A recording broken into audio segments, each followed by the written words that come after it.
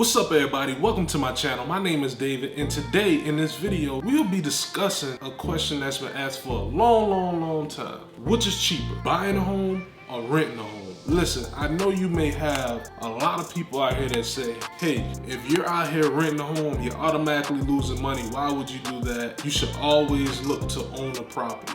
But guess what? Those people are absolutely wrong, because it all depends on your situation. It's not a one size fit all. When it comes down to owning, you gotta factor in more than just the mortgage. You gotta factor in that you're gonna have property taxes, you're gonna have insurance, and you're gonna have repairs. So without factoring that in, they're thinking that they will either come ahead by automatically renting a home. But in these next couple of examples, I'm gonna give you an owning example, and I'm gonna give you an example where you can rent. And we're gonna run the numbers and see what actually makes sense. If you are a person that works a 9 to 5, and you don't mind living in one area for 6, 7+ years, and then potentially selling, then hey, that may actually make sense for you. But if you're not looking to live in an area for 7 years, or if you're an investor and you like to invest your money and you're gonna move in the next 2-3 years, then renting may be a better situation for you. But let's get into these examples, and you leave a comment afterwards and let me know what you think. Let's get into it. So in this first example, I'm gonna give you the calculations on owning a home. So let's say you ran into a property that you are interested in purchasing, and the property is for sale for $400,000. And let's say that we know that you're gonna have to put 20% down on this property using a conventional loan. So 20% down on a $400,000 home is a $80,000 loan. So for that particular loan amount, you know that it's a 30-year fixed mortgage at 4.5% interest. That's going to create a mortgage amount every month of $1,621 per month. And also we know that property taxes, you got to pay property taxes no matter where you are, no matter if you just own land. So property taxes will be different in every city. In my particular city, property taxes is around 1.050%. And at that amount, let's say that the property taxes every single month will be $350 per month. Insurance, that is also a given. You need to have insurance on your property for any accidents that may happen, inclement weather that may cause devastation to your property. So let's say for insurance, you pay $150 per month. This is the number one thing that a lot of people forget to mention whenever they tell you to run out and go own a home. You will actually have to put money aside for repairs. If you put money aside for repairs, such as the roof being replaced in 20 years, HVAC system being replaced in 10 to 20 years, plumbing need to be updated, electrical need to be updated, you know, that stuff is gonna add up eventually. So let's say for repairs, you put $200 to the side every single month for repairs for the what ifs. Your total expense every single month would be $2,321 per month. So that's including property taxes, insurance, repairs, and your mortgage. So that's not it. You would also have to factor in the fact that $2,321, a certain amount will be going towards the interest and a certain amount will be going towards the principal. So the amount that will actually be going towards the interest would be more than the amount that's going towards your equity, your principal, especially in the beginning stages of your loan. So let's say the amount that's going towards the equity would be $320 per month, which would be $3,840 per year. And the amount that's going towards the interest would be $10,742 in the first year. Now, the good part about this is that amount, you'll actually be able to write it off against your income. And also, if you're in a 23 to 25% tax bracket, that'll give you a savings of $2,685. So even though we had that total expense before of $2,321, that savings that you'll be able to subtract from that is going to create a new net cost out of pocket of $1,778 per month. That's not the end of that. It's still even more that you have to factor in. So that's still not really the net cost. This is where it get a little bit more trickier. if you are an investor and you like to invest your money in index funds, or if you're a private lender and you like to lend your money out to real estate investors, or you may be a hard money lender and you make 15% of your money, let's just keep it simple and say that you had an index fund or you lended out some money and you're making 12% per year on that money that you lend out. So that $80,000 that you put down as a down payment on the property, let's say that the opportunity cost on that $80,000, if you're making 12% a year, would be $733 per month that you would actually lose because you have that money tied up in the property. So $733 would actually be your opportunity cost. So now we have a new net cost. Your new net expense that you would have out of pocket every single month would be $2,511 per month. That's still not it. We have one more thing to factor in: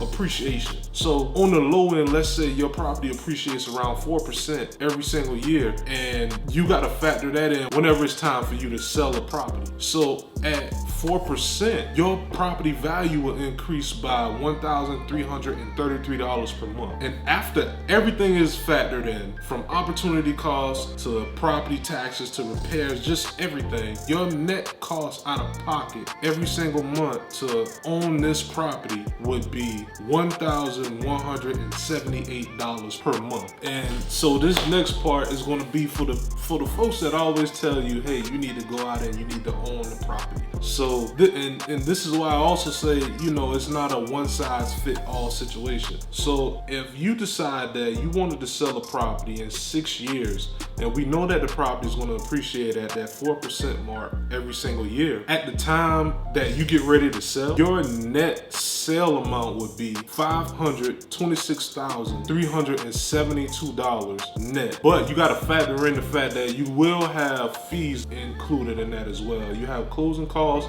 and you also have realtor fees. So realtor fees will be around 6%. So your out-of-pocket cost for selling the property would be $31,582 to actually sell the property. So your net after actually selling the property and after taking out the realtor fees would be $494,789 after it's sold. But don't forget, you also have a loan that you still have to pay off because you took out a mortgage on the property. And the loan amount that's left will be $286,886 that will also need to be paid off before you actually see your real net amount. So after you factor all those things in, the realtor fees and paying off the loan, your total out-of-pocket loss to actually stay in that property for 6 years and sell would be $121,200, which would be $1,442 per month. Now, I want you to keep all this in mind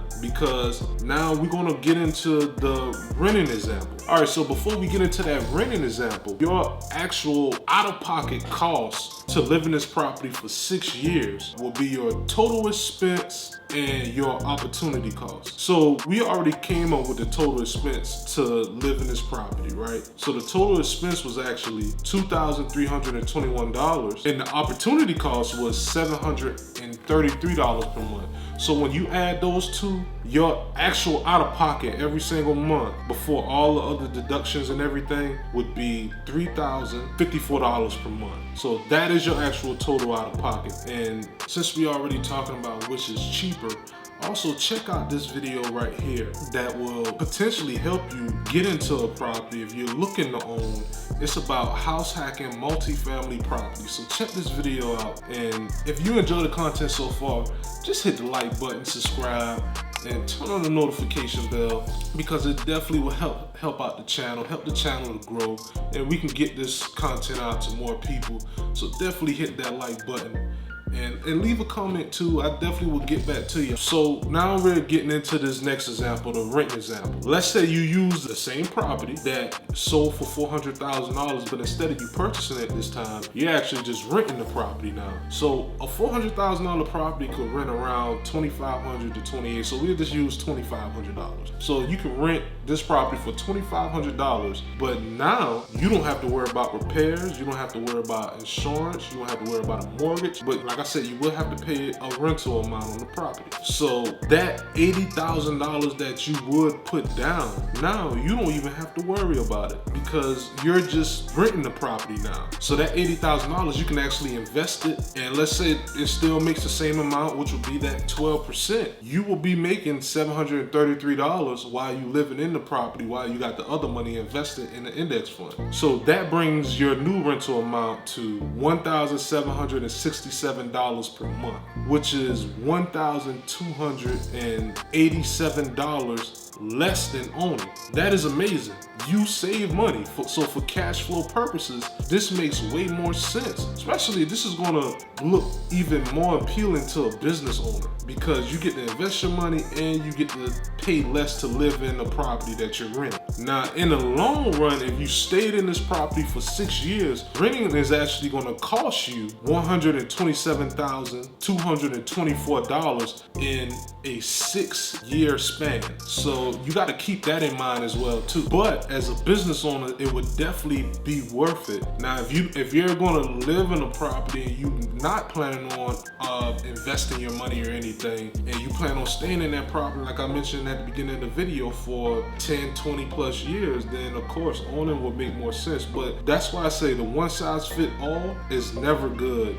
It's best to do your research, run the numbers, and see what situation works best for you. So now we need to get into the advantages of renting a property. The first advantage, which I would be happy because I've pretty much been cutting grass all my life as a young boy growing up in the country area. So you won't have to worry about lawn care. That is a plus.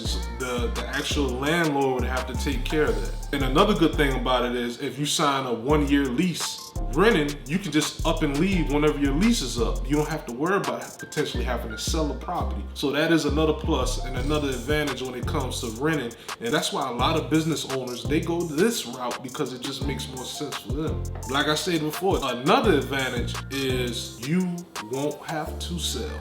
That's the number one thing, because if you try to leave in 1 or 2 years and you just bought the home a year or two ago, there's no guarantee that the market would increase. What if the market declined? Then you lose money. Then you stuck in a tough spot to where you got to figure out how you're going to get this property sold without losing money. Another advantage is the down payment that we talked about. Now, instead of having that money tied up in a property and it becomes dead money, now you're able to do more things with it. You can go out and invest the money. You can lend the money out to make more money. That's just how business mindset people think when it comes down to actually having money in your account. So now I hope you see why, you know, it's not always best to go the owning route, but as you can see why you have your folks that actually rent, why it may make sense for them. Like I said, owning is not bad. There's definitely nothing wrong with owning a property, but you just got to be aware of your situation and what you're planning on doing.